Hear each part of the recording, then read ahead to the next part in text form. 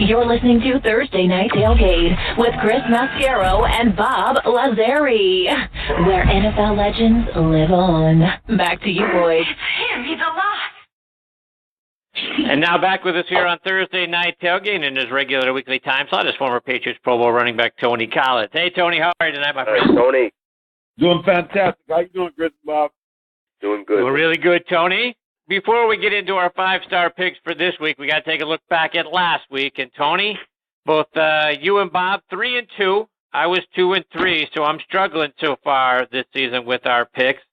When you look back at the games, we all got off to a nice winning start. We all had the Rams over the Vikings, and then you one-upped us. You were the only one to correctly pick the Titans over the Eagles. We all took your Patriots over the Dolphins, so we weren't fooled by Miami. Bob was the only one correctly taking the Raiders over the Browns, so shame on us, Tony, for believing in Cleveland. What was I thinking?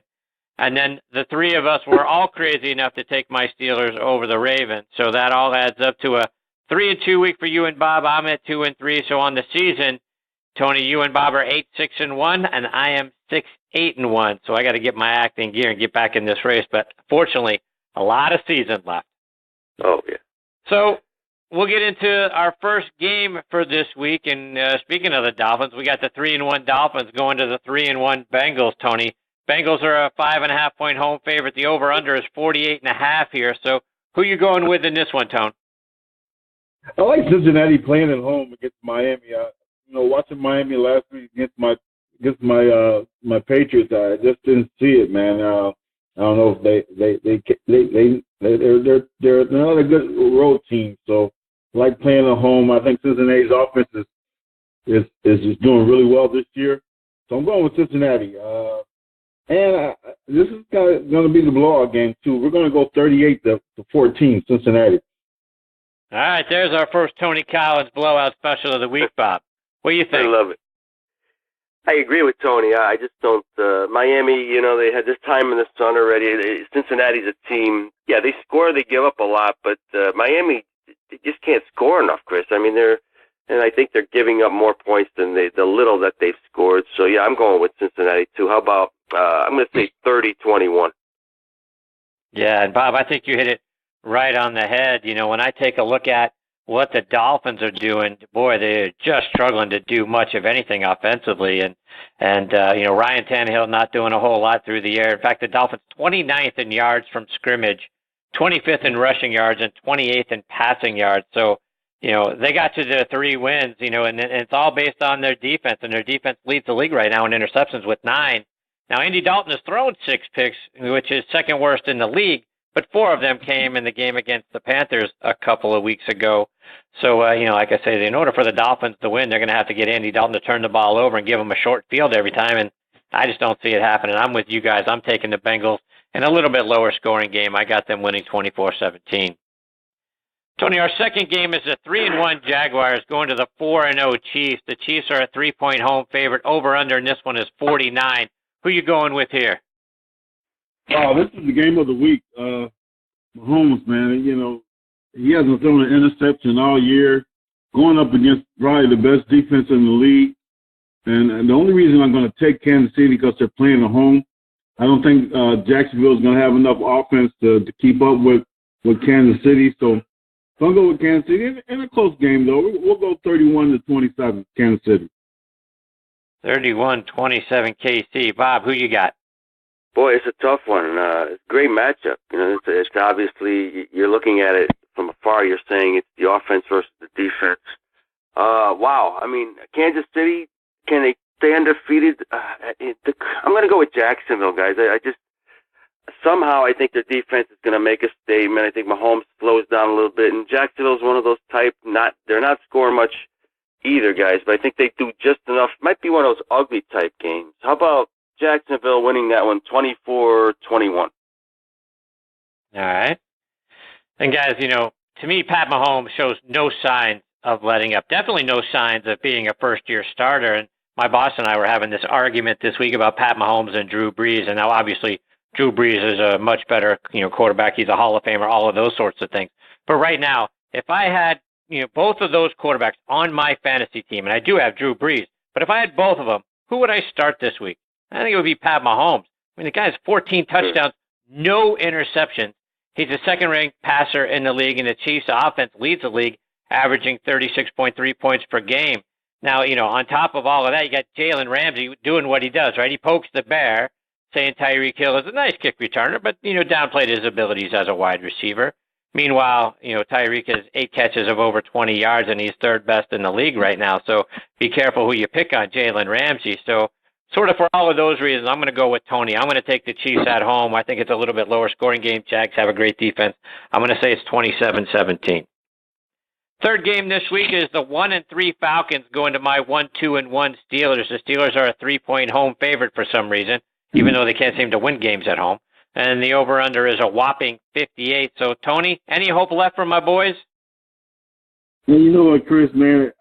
I've been trying to pull for your Steelers for the last couple of weeks, man. The only reason I picked them because it's your boys.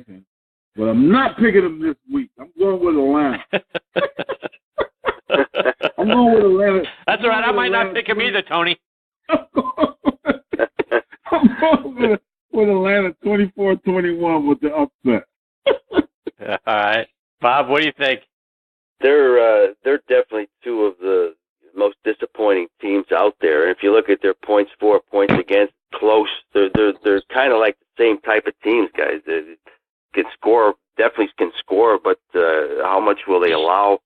I think the Steelers, Chris, they just can't afford to go to 1-3-1. This is a team that had Super Bowl aspirations, regardless of what's happening there. I think they get their stuff together and they actually can pull out something this week. I'm going to say it's going to be a high-scoring game. I'm going to say 38-34 Pittsburgh. All right. Hopefully from your lips to God's ears. But, I just can't believe how bad the Steelers team is right now. Defense is atrocious. 30th in the league in yards allowed on defense, 29th in passing yards allowed. They're giving up 305 yards passing per game, and they're averaging giving up 29 points per game. And now you got Matt Ryan coming in with Julio Jones and Calvin Ridley, who scored 5 touchdowns in his last 2 weeks. Now, fortunately for the Steelers, the Falcons' defense is even worse, if you can believe that. They're giving up 30.5 points per game and nearly as many passing yards. So I think, like what you guys are talking about, I think it's going to be a track meet. I hope the Steelers just happen to be the team that has the ball last. So speaking of last, I'm going with my boys one last time. I think the Steelers win this game 45-38. Our fourth game, Tony, is the 1-2-1 Vikings going to the 2-2 Eagles. Two teams I think we both thought, or all thought, would have much better records right now. The Eagles are a 3-point home favorite. The over-under is 46. So, Tony, who comes away with a win here? I think Philly's coming off the Super Bowl jinx or whatever they call it, man. They're not playing the ball that we known them to play last year. So Minnesota needs to win. They need to stay close to Green Bay. So I'm gonna pick the visiting team this week. Going with Minnesota winning 34-31. Minnesota. Bob, what do you think? Two more teams that are kind of stuck in neutral, like you said, Chris. Nobody's lighting it on fire, and Philly's averaging under 20 points a game. I think they get it together this week. I mean, they got to get on top of that division there, and I think they're going to do it. The Vikings, I don't know. They're getting to have that Arizona-like quality to me, Chris. But I'm going to go with the Philadelphia Eagles this week. I'm going to say they win 30-24. And guys, the Vikings defense that was so good last season, now 23rd against the pass and giving up nearly 28 points a game. Kirk Cousins, though, on the opposite side, third in the league in passing yards. But I think what's killing the Vikings, they got no running game without Dalvin Cook. Dead last in the league in rushing yards, averaging only 63 yards rushing per game. And you just can't be one-dimensional in this league and win many games. The Eagles' defense is 9th in average points allowed at a shade over 20. So, when you look at it, I got to go with you, Bob. I think the Eagles get it done. I'm going to go with the averages since one team is scoring 28, the other one's scoring 20. The Eagles are getting to 28, so I'm going the Eagles 28-20 over the Vikings. Our last game this week is the 4-0 Rams going to the 2-2 Seahawks. The Rams are a 7-point road favorite. Whoever thought we'd see that, a team coming in as a road favorite in Seattle. The over-under is 50.5. Tony, can anyone stop the Rams? The team that only, I think this is the only team that has a legitimate chance of going undefeated this year if they stay healthy is the LA Rams. So there's no way Seattle's going to win this game. The Rams defense is just too much. Their offense is just crazy as well. So I'm going to go. This is another blowout, man. I see Rams scoring a lot of points. We're going to go 45-14, LA Rams. Oh my, 45-14. Two Tony Collins blowout specials this week, Bob. What do you think? I like the Rams too, guys. Again, Seattle, they can't score with them, and now they lost probably their best defensive player, Thomas. I mean, only a crazy type of fluky game could have any way for Seattle to win this. So yeah, I like. It's going to be big. I'm going to say the Rams 38-20. And guys, I'm not going against the Rams either until someone shows me that they can actually beat them. Tony, I think you're right. I think the Rams are scary good on both sides of the ball. I mean, this is a team that I think legitimately has an opportunity to go undefeated, at least through the regular season. They're second in average points scored per game at 35. Their defense is fifth, only allowing 16.8 points a game. That's a pretty nice spread when you're scoring 35, but you're only giving up about 17. Jared Goff, he continues to play so well, second in passing yards, second in touchdown passes, first in passer rating. And then, if that all wasn't good enough, you got Todd Gurley on the team, and he's second in rushing yards. So there just is so much to like about the Rams and just not enough to like about what Seattle's doing right now. I'm with both of you guys. I take the Rams. I think they win at 34-20. Tony, before we let you go, remind our listeners about the great things you do helping kids go to college.